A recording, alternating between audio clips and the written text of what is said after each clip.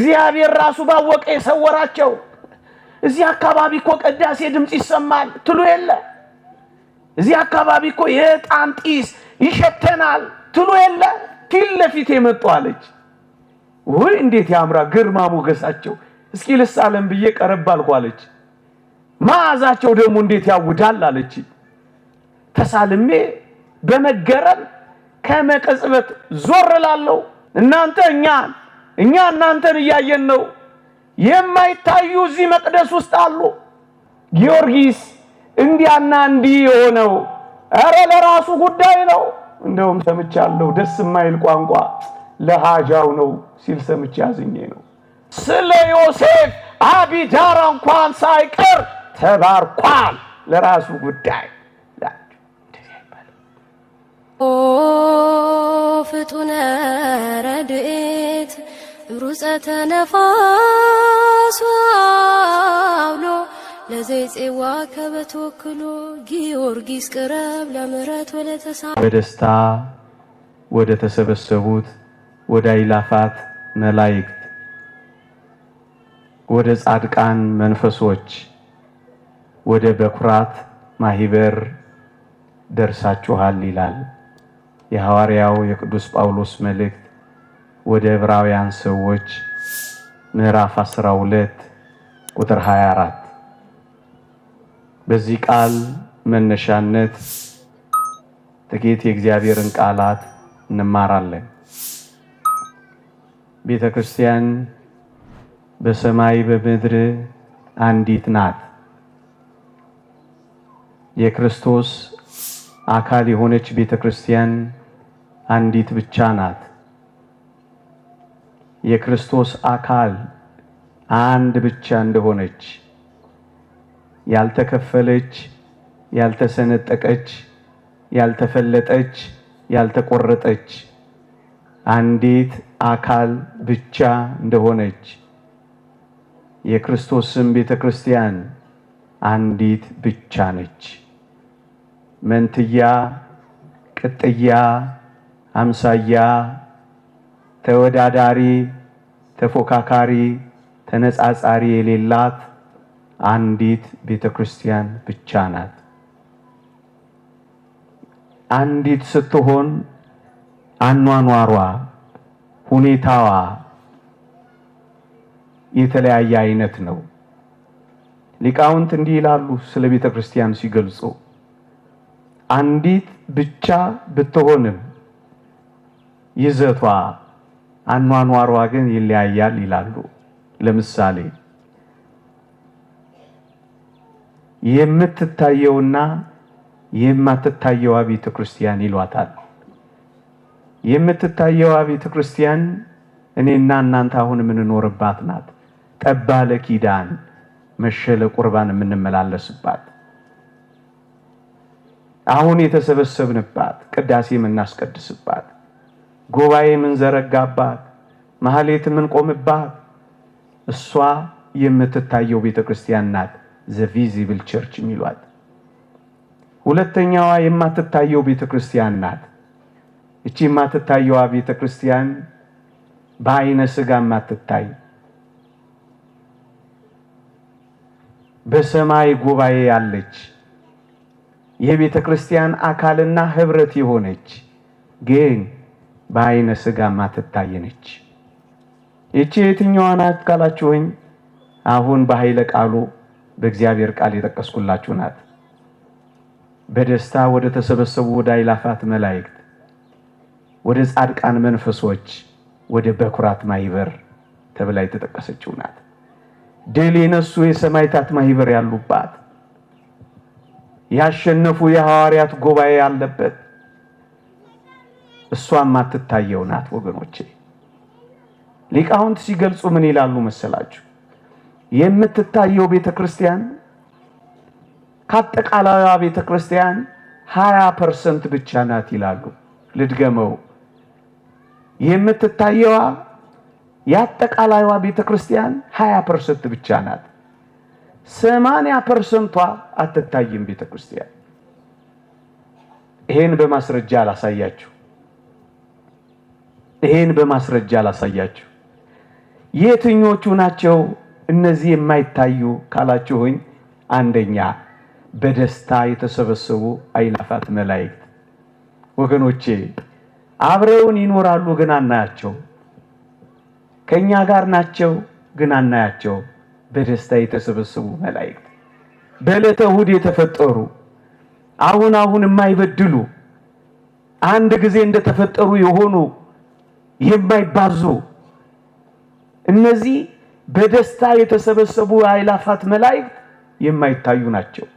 አንድ ሁለተኛ በአጸደ ነፍስ በገነት ያሉ ቅዱሳን ጻድቃን ንጹሃን እግዚአብሔር ያሳያችሁ ከፍጥረት መጀመሪያ ጀምሮ እስካሁኗ ቅጽበት የተጨመሩ እጅግ በርካታ የሆኑ እነዚህ በአጸደ ገነት ያሉ የማይታዩ ናቸው። ሁለት ሶስተኞቹ በብሔረ ሕያዋን ያሉ ሞትን ያልቀመሱ እንደነ ሄኖክ እንደነ ኤልያስ ያሉ እነዚህም አይታዩም።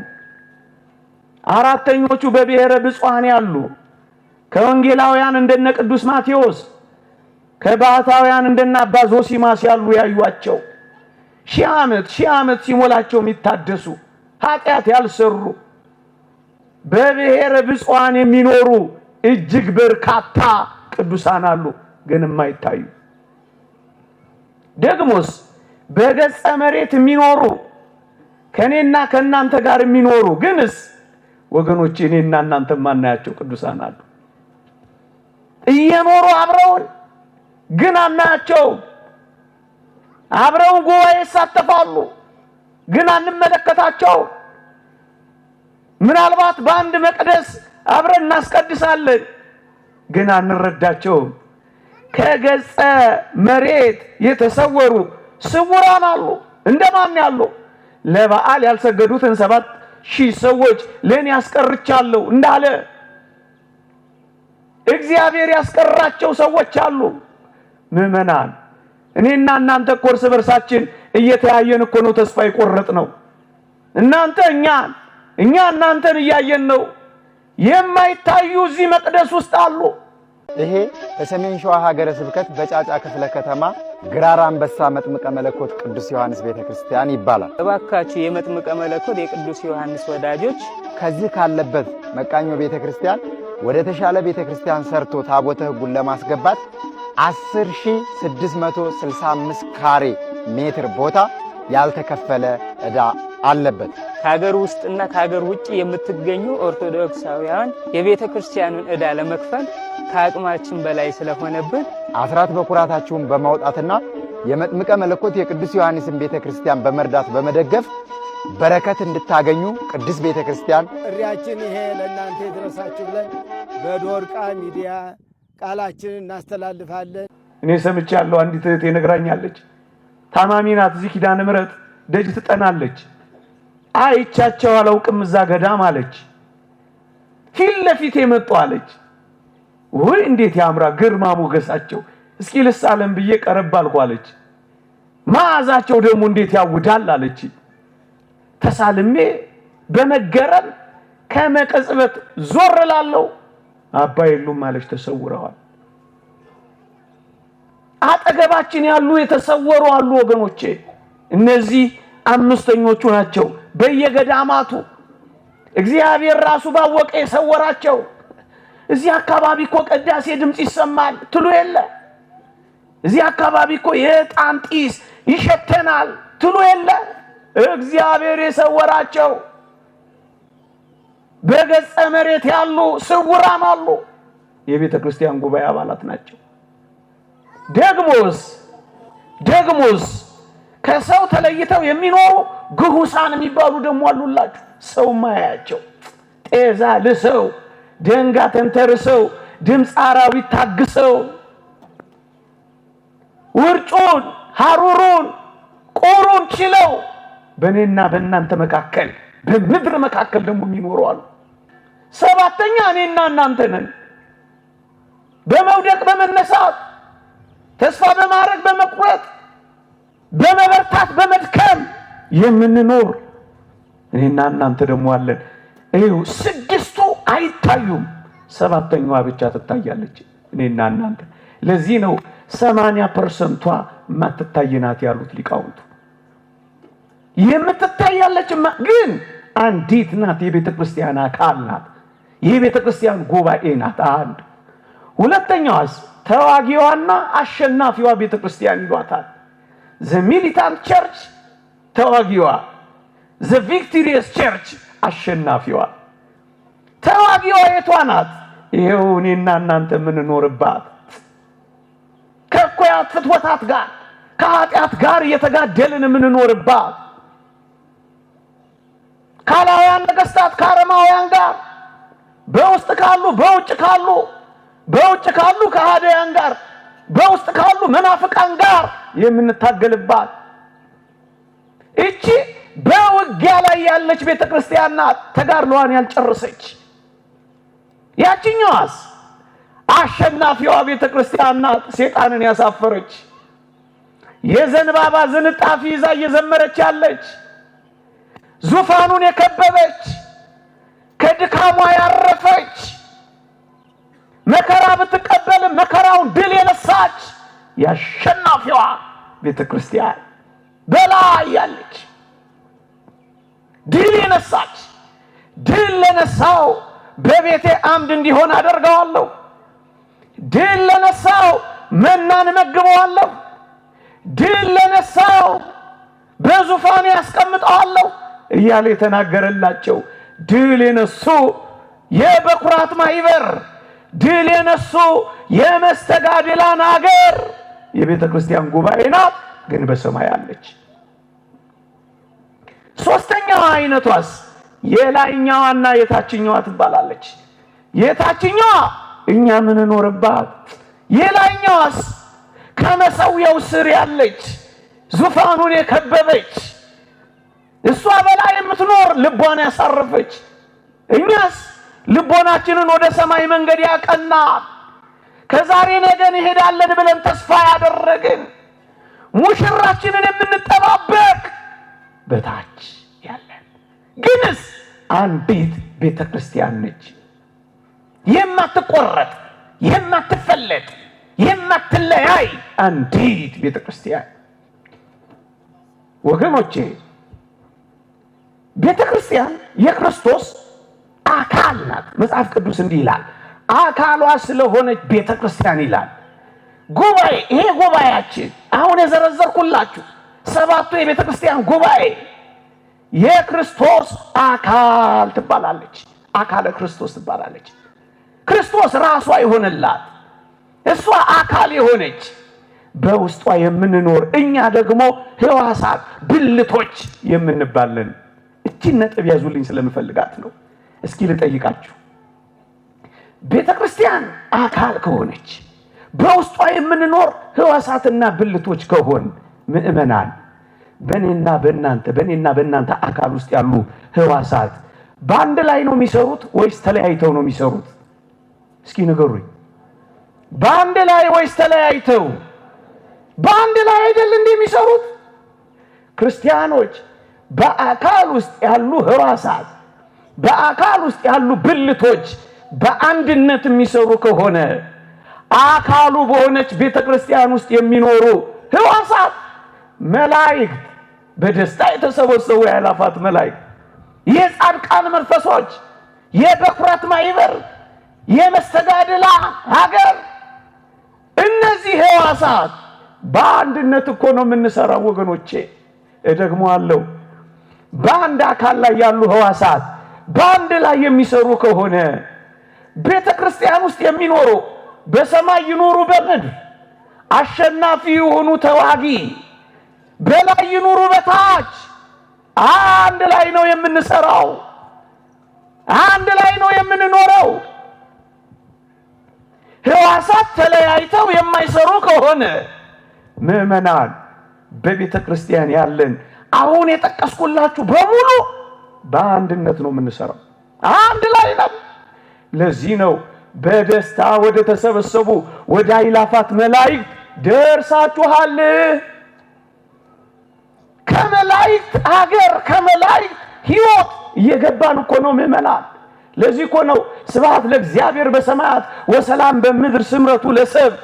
አብረን በቤተልሔም የዘመርነው አብረን መሆን እኮ ስለጀመርን ነው።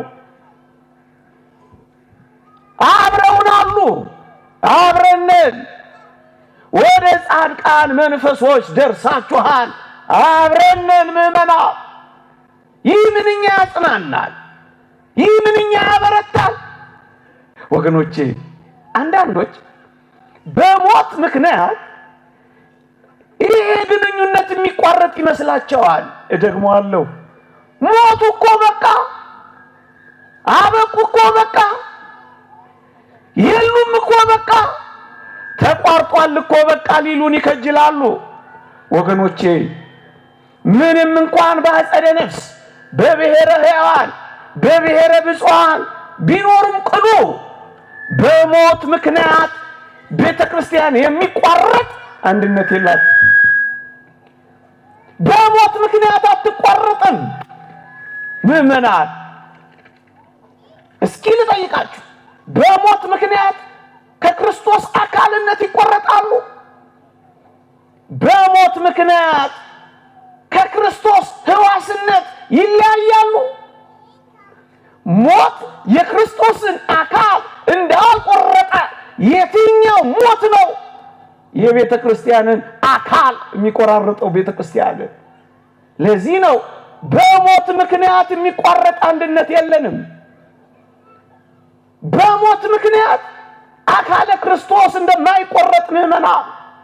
ለዚህ ነው አብረን፣ ስሙኝ፣ አብረን መሆናችን፣ አንድ ላይ መሆናችን፣ አንድ ላይ መስራታችን በሞት ምክንያት የሚቋረጥ ሕይወት እንደሌለን ለማስረዳት እነዚህን ጥቂት ነጥቦች ይዋቸው። የመጀመሪያው የእግዚአብሔር ቃል እንዲህ ይላል፣ በአንድ ኃጥእ ንስሐ መግባት በሰማይ ታላቅ ደስታ ይሆናል ይላል ጌታችን። በሞቴ ስሙኝ፣ በአንድ ኃጥእ ንስሐ መግባት በሰማይ ደስታ ይሆናል ይላል። ወገኖቼ አንድ ኃጥእ ንስሐ የሚገባው እኮ በምድር ነው እንጂ በሰማይ አይደለም። እውነት አስብ። በምድር በሚገባው ኃጢአተኛ ምክንያት፣ ንስሐ በሚገባው ኃጢአተኛ ምክንያት በሰማይ ያለችው ጉባኤ ትዘምራለች። እየሰማችሁኝ ነው? ታውቃለች? አታውቅም? ታውቃለች። ለዚህ እኮ ነው የምትዘምረው። አንተና እኔ ንስሐ ስንገባ ታውቃለች። ለዚህ እኮ ነው እልል የምትለው። የላይኛ በእኛ መመለሳችን እልል ትላለች። የላይኛ በእኛ መጸጸታችን ትደሰታለች። በአንድ ኃጥእ ንስሐ መግባት በላይ በሰማይ ጉባኤ ደስታ ይሆናል። ለምንድን ነው ደስ ያላቸው?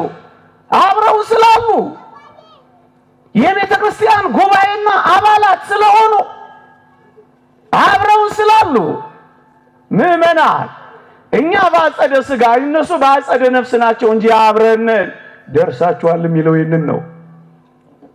እነሱ የጨረሱና ያገኙ ናቸው። እኛ መንገድ ላይ ነን እንጂ አብረን።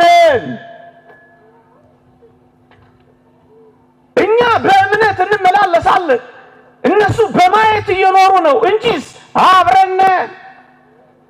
እነሱ ተስፋቸውን ያገኙ፣ እኛስ በተስፋው የምንኖር ነን እንጂስ አብረን። ለዚህ ነው እኮ ደርሳችኋል የሚለን።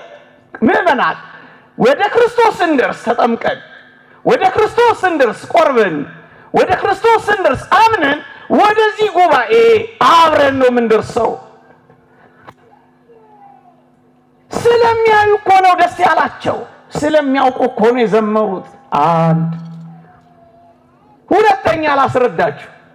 በሞቴ በሰማይ ያለችው በእኔና በእናንተ ንስሐችን ደስ ይላታል አለ። አብረን ስለሆነ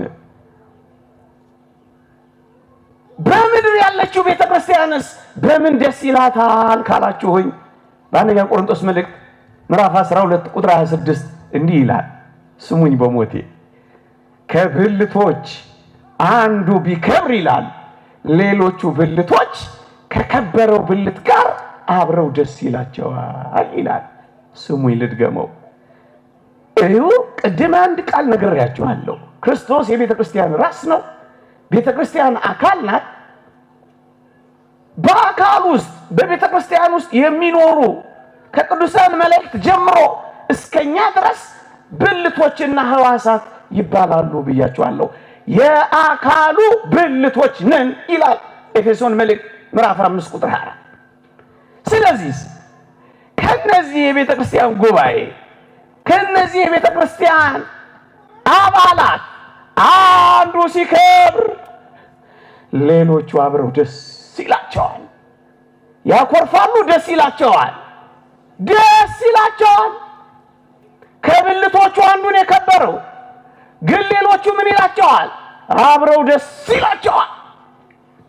ምዕመናን፣ ለዚህ እኮ ነው ሰማዕታትን የሰማዕትነት ቀናቸውን ስናከብር ለምንድን ነው በዓላቸውን የምናከብረው? ለምንድን ነው ቆመን የምናጨበጭብላቸው? ለምንድን ነው ፀሐይ እየተመታን እልል የምንልላቸው? ለምንድን ነው ቅኔ የምንቀኝላቸው? ለምንድን ነው ከበሮ የምንመታላቸው? የኔና የእናንተ ወንድሞቻችን ናቸው። ከብልቶቹ አንዱ ከብሯላ።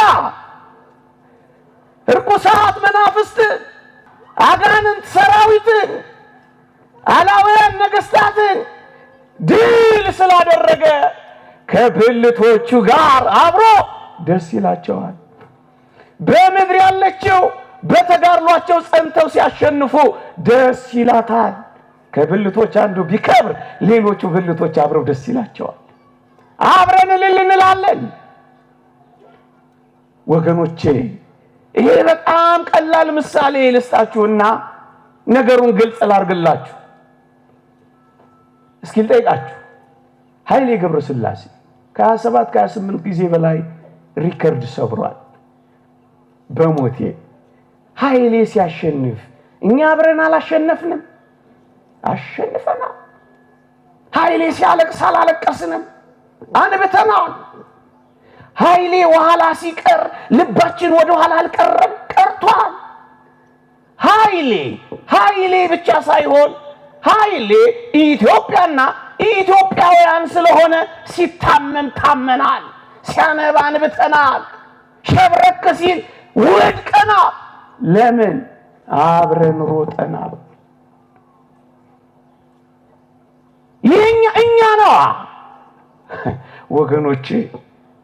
አንዳንዶች እንዲህ አይነቱ ሐሳብ ስለማያውቁት እንዲህ አይነት ቅዱሳን መስተጋድላን ሰማዕታትን ስናሞግሳቸው፣ ስናከብራቸው፣ ከፍ ስናደርጋቸው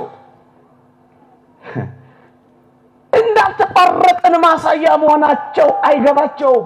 ቅር ይላቸዋል፣ ይበሳጫሉ። እዩ፣ የላይኛዋ በእኛ ንስሐ፣ የታችኛዋ በእነሱ ድል ደስ ይላታል።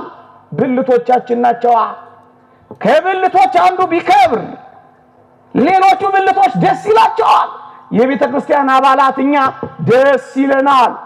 ስለዚህ እናጨበጭባለን፣ እንዘምራለን፣ ቀናቸውንም እናከብራለን።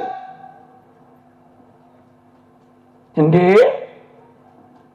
ምዕመናን፣ ኃይሌ ላሸነፈው ምን ነው እኛ ደስታችን ካልን እኮ ኃይሌ ብቻ አይደለም፣ እኛም ነን። እኛን ወክሎ ነው የቆመው። ለዚህ እኮ ነው አፍጥጠን የተመለከትነው። ለዚህ እኮ ነው ሲመጣ አንዳንዶቻችን በትከሻችን ሳይቀር የተሸከምነው። ምዕመናን፣ አንዲት የሆነች ይህች የቤተ ክርስቲያን ጉባኤ ድል ያደረገች ቅዱስ ጊዮርጊስን የምታጨበጭብለት፣ የምታሞግሰው፣ የምታከብረው ለምን ይመስላችኋል? ቤተ ክርስቲያን ናታ። እኛም ነና። ይህንን ትምህርት ለምን የመረጥኩት ይመስላችኋል? ሰሞኑን አንድ ሰው በዚህ በማህበራዊ ሚዲያ ሰምቻለሁ። ጊዮርጊስ እንዲያና እንዲህ የሆነው ኧረ ለራሱ ጉዳይ ነው፣ እንደውም ሰምቻለሁ ደስ የማይል ቋንቋ ለሃጃው ነው ሲል ሰምቼ አዝኜ ነው። ክርስትና እንደዚህ ነው። የሮጠው ኃይሌ ኢትዮጵያ ከነበረ የተጋደለው ጊዮርጊስ ቤተ ክርስቲያን አይደለች። ብልቶች ሁሉ ከከበረው ብልት ጋር ደስ ሊላቸው አይገባም። ይሄ ምን ያስቆርፋል? ይሄ ምን ያበሳጫል? ይሄ የራሱ ጉዳይ ያስብላል። ምዕመናን ክርስትናን አያውቋት፣ ቤተ ክርስቲያንን አልተረዷት። እስኪ እንኳን አይደለም ፍጽምት በሆነችው በአዲስ ኪዳን ስለ አብርሃም ላንሳላችሁ። አብርሃምን እግዚአብሔር እንዲህ አለው፣ ለበረከቱን የሚባርኩን እባርካለሁ፣ የሚረግሙንም ረግማለሁ። ለበረከቱን ያለው አይደለምን? እንግዲያውስ አብርሃም ለራሱ ጉዳይ ለሃጃው ይመስላችኋል? ለቋንቋው ይቅርታ እንደው ለሱም ልጠይቅለት እንጂ አይደለም። አብርሃም ለእስራኤልም ጭምር ነው ወገኖቼ። ለዚህ እኮ ነው የአብርሃም ስም ሲነሳ እግዚአብሔር የሚራራው። እስራኤል ምን አሉ? አብርሃምን አስበው፣ ይስሐቅን አስበው፣ ያዕቆብንም አስበው ሲሉት እግዚአብሔርም ሊያደርገው ስላለው ጥፋት ራራ ይላል። አብርሃም ለእስራኤል ለራሱ ጉዳይ ነው አይደለም፣ ለበረከቱና ያለው። ዮሴፍ የእግዚአብሔር መሆኑ ለራሱ ብቻ ይመስላል አይደለም። እናስ ለግብፅ ጎረቤት ሁሉ ሳይቀር ነው የተረፈው። አንተ ክርስትና ይተርፋል፣ ወደ ሌሎች ይሸጋገራል፣ ሌሎችን ይማርካል። ዮሴፍ ለጠሉት ጠላቶች እንኳን ተርፏል። አንተ ለባዕዳን ጎረቤቶች ሁሉ ተርፏል። ስለ ዮሴፍ አቢዳራ እንኳን ሳይቀር ተባርኳል። ለራሱ ጉዳይ ይሄ ወንጌል ነው፣ ወንጌል ነው። ይሄ ክርስቶሳዊ ነው። ወንጌላችን እኮ እንዲህ አይልም። በሞት ያላስታውሳችሁ የሐዋርያት የስጋቸው ቅድስ የነፍሳቸው ቅድስና ለስጋቸው የስጋቸው ቅድስና ለስጋቸው ተርፎ የስጋቸው ለጨርቃቸው የጨርቃቸው ለጥላቸው ተርፎ ታስታውሱ የለ ሕሙማንንና በሽተኞችን እነሱ በሚያልፉበት ቦታ ያመጡ ያስተኛቸው ነበር። ጥላቸው ጨርቃቸው እንኳን ሳይቀር ለሌሎች ይተርፍ ነበር። ለሃጃቸው ለራሳቸው ጉዳይ አይደለም፣ ለሌሎችም ጭምር እኮ ነው። ክርስቶስን የምንመስለው ክርስቶስ ለሁላችን እንደሆነ ቅዱሳን ደግሞ ለሁሉ እኮ ነው የሚሆኑት። በሞቴ አንድ እግዚአብሔር ቃል ጨምሬ ላስታውሳችሁ። ነብይን በነብይ ስም የተቀበለ የነብዩን ዋጋ ይወስዳል፣ ጻድቁን በጻድቅ ስም የተቀበለ የጻድቁን ዋጋ ይወስዳል አይልምን? እንደ መነኮሳት ትጋሃ ሌሊት እንደ ባህታውያን መንኖ ጥሪት ለሌለ ለኛ በትራስና በደንገል ለምናንኮራፋ ለምናንቀላፋ ለኛ ጻድቁንና ነብዩን ስንቀበል የጻድቁንና የነብዩን ዋጋ ይወስዳል ነው የሚለው። ዋጋ ይወስዳል ለኛም ጭምር ነው። እግዚአብሔር ፍቅር እኮ ስለሆነ ነው ምዕመናን። እውነት እውነት እላችኋለሁ ዋጋው አይጠፋበትም። ይሄ ወንጌል ምንድነው? ዋጋው አይጠፋበትም። ጥልቅ ፍቅር እንደነሱ ባይኖረንም፣ ትጋሃ ሌሊት እንደነሱ ባይኖረንም፣ ጥልቅ ሕይወት እንደነሱ ባንጋደልም፣ ነገር ግን ጥቂት በመንገዳቸው ስለዘከርናቸው ስላገዝናቸው እግዚአብሔር ፍቅር ነው ዋጋቸውን ጥቂት ጥቂት ያካፍለናል። ለራሳቸው ጉዳይ ነው አይደለም። እንዲህ አይነት ምዕመናን ቤተ ክርስቲያን ማለት አሁን ያልኳችሁ ናት። የላይኞቹ በንስሐችን የታችኞቹ በድላቸው አብረን የምንኖር ነን። አብረን ደርሳችኋል እኮ የሚለን ለዚህ ነው። እንደውም አንድ ሊቅ ምን ይላል መሰላችሁ? እንደነዚህ ስላሉ መስተጋድላን ሲናገር እነርሱ ተሰቃዩ፣ እኛ በድላቸው ደስ አለን። እነርሱ ታገሉ፣ እኛ በደስታ ዘለልን። የእነርሱ አክሊል የእኛና የቤተ ክርስቲያን አክሊል ሆነን ይላል። ቤተ ክርስቲያን ይቺ ናት ምዕመናን። ለዚህ እኮ ነው የምንመሰክርላቸው፣ ለዚህ እኮ ነው የምናሞገሳቸው። እንኳን በአዲስ ኪዳን ያሉ አስደናቂ ሰማዕታትን ቀርቶ ወገኖቼ ጻድቁ ኢዮብ እንዲህ ይላል። ምን ይላል? ድሃውንና ችግረኛውን ስለረዳው ፈንታ ይላል መጽሐፈ ኢዮብ ምዕራፍ 29 ቁጥር 11 አንብቡት። ድሃውንና ችግረኛውን ስለረዳው ፈንታ ይላል ያየችኝ ዓይን ሁሉ መሰከረችልኝ፣ የሰማችኝም ጆሮ አሞገሰችኝ ይላል። እንጀራን ቆርሶ ስላበላ ውሃን ቀርቶ ስላረካ ያየችው ዓይን ሁሉ አሞገሰችው፣ መሰከረችለት። ወገኖቼ በረከታቸው ረድኤታቸው ሰናይ ገሪሆሙ ለእለ ይዜኑ ሰናይ ዜና የምስራችን ያወራ ከልዋሪቆን እስከ ደማስቆ የተሽከረከረ የእግራቸው ሸጎና እስኪነቀል ድረስ የተንከራተተ ወንጌልን ያስተማረ እነዚህ የወንጌልን ማዕድ አጠገቡን፣ የእግዚአብሔርን ፍቅር አረኩን። ስለዚህ እናሞግሳቸዋለን፣ ደግሞስ እንመሰክርላቸዋለን። ምክንያት ብልቶቻችን ወንድሞቻችን ናቸው። አንተ ወንድምህን የራሱ ጉዳይ ካልክ ይቅርታ አድርግልኝ ነውረኛ የሆንክ ነው ማለት ነው። ወንድምህን እንኳን ለሃጅ የራሱ ጉዳይ ካልክ ችግር አለ ማለት ነው። ግድ የለም ችግር አለ፣ ችግርም አለ፣ ችግርም አለ፣ ችግርም አለ። ለዚህ ነው አባቶቻችን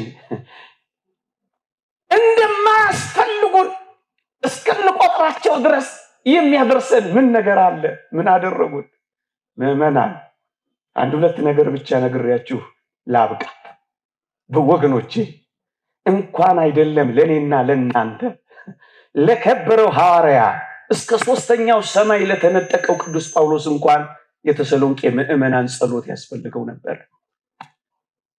ልድገመው፣ የራሳችሁ ጉዳይ ነው አላላቸው። አፋችሁ ለኔ ደግሞ እንደሚገባ ገልጠው ዘንድ ጸልዩልኝ እያለ ለመናቸው እንጂ ጸሎት የሚገባው ሰው ባይሆን እንኳን እስከ ሶስተኛው ሰማይ የተነጠቀ ቢሆን እንኳን ምዕመናን የምዕመናንን ጸሎት እኮ እንደሚያስፈልገው አምኗል። ያስፈልገናል። የራሱ ጉዳይ የሚባል እኮ አይደለም። ይሄንን እርግጥ አድርጎ የሚያስረዳን አንድ የእግዚአብሔር ቃል ላንሳላችሁ። በሞት እንዲህ ይላል እዛው አንደኛ ቆሮንቶስ መልእክት ምዕራፍ 12 ላይ ዓይን እጅን ጆሮም እግርን አታስፈልገኝም ሊለው አይችልም ይላል። አንዱ ብልት ሌላውን ብልት የራስ ጉዳይ ሊለው አይችልም። ዓይን እጅን ጆሮም እግርን አታስፈልገኝም ሊለው አይችልም። ወንጌል እኮ ነው ማነብላችሁ። አንዱ ብልት ለአንዱ ብልት ያስፈልጋል። ለዚህ እኮ ነው አንዱ ብልት ሲከብር ክብር ሲጎናጸፍ ክብር ሞቱ ለጻድቅ በቅድመ እግዚአብሔር በእግዚአብሔር ዘንድ የከበረ ሞት ስለሆነ ክብር ነው የሚባለው። ቅዱስ ዮሐንስ አፈወርቅ እንደውም ፍጽምና አገኙ ነው የሚላቸው። እንዲህ አይነት ጻድቃን ሰማዕታት ሲያርፉ ክብር ነው የሚባለው ወገኖቼ። እንደዚህ ከከበሩት ጋር አብረው ደስ ይላቸዋል። አታስፈልገኝም ሊለው አይችልም እኮ ነው የሚለው። እንዴት ነው ዓይኔ እጄን አታስፈልገኝም ልትለው የምትችለው? የራስ ጉዳይ ብላ ልታባረው የምትችለው? ይሄ ከሆነ እኮ ቅድም እንዳልኳችሁ በአንድነት የማይሰሩ ሕዋሳት እንደሌሉ ሁሉ ከቤተ ክርስቲያን አካልነት የተቆረጡ ከቤተ ክርስቲያን ጉባኤ የወጡ ወንድሞቻቸው እንደማያስፈልጓቸው የናቁ አሁን እነዚህ ክርስቲያን ወገን ይባላሉ። እንደውም ትርጓሜ ወንጌላችን አንድ አስደናቂ ቃል ይናገራል። ምን ይላል? ይሄን ሲተረጉም በጣም ይገርማል። ራስ ይላል። ይሄ አካል የሆነው ራስ ቅድም ያልኳቸው ራስ የሆነው ክርስቶስ አይደለም። ይሄ አካል የሆነው ራስ ዓይንን አታስፈልገኝም፣ እጅንም ሂድልኝ፣ እግርንም ጥፋልኝ ቢለው ይላል ራስ ሆኖ አይቀጥልም ይላል። ምክንያቱም ዓይን የለም፣ እግርም የለም፣ እጅም የለም። ራስ ሆኖ አይቀጥልም። ምክንያቱም ራስ ስለሆነ ብቻ ቆለል ሲል ጨፍልቀው ይጥሉታል ይላል። ዓይን አይቶ እጅ መክቶ እግር ሄዶ ካላዳነው በቀር ራስ ሆኖ መቀጠል አይችልም። ስለዚህ ለራስ ዓይንም እጅም እግርም ያስፈልጉታል። ማን ነው የራሱ ጉዳይ ብሎ ሊጥለው የሚችለው? ወገኖቼ ቤተክርስቲያን ማለት ይችላል። በደስታ ወደ ተሰበሰቡ ወደ አእላፋት መላእክት ወደ ጻድቃን መንፈሶች ወደ በኩራት ማህበር ደርሳችኋል የተባለው ለዚህ ነው። ይቆየን። የእግዚአብሔር ቸርነት የእመቤታችን አማላጅነት ቅዱሳን በረከት ረድኤት አይለየን።